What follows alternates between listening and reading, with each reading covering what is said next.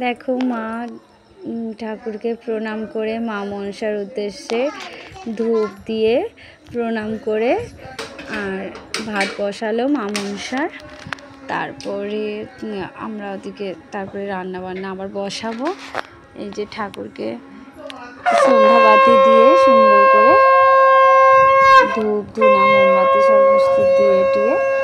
আর আমার মেয়ে দেখো উলু দিচ্ছে, ওখানে মা শাঁখ বাজাচ্ছে আর মেয়ে উলু দিচ্ছে। আর এখানে সব কোটা সমস্ত কিছু সব আছে। তো এই যে রান্না বসিয়ে দিয়েছি, আমি করছি এই দিকের গ্যাসে, আর মা ওইটাতে করবে। ঠাকুরের সমস্ত কিছু সবই ঠাকুরেরই হবে, মানে ঠাকুরের আগে তুলে রাখা হবে সমস্তটাই।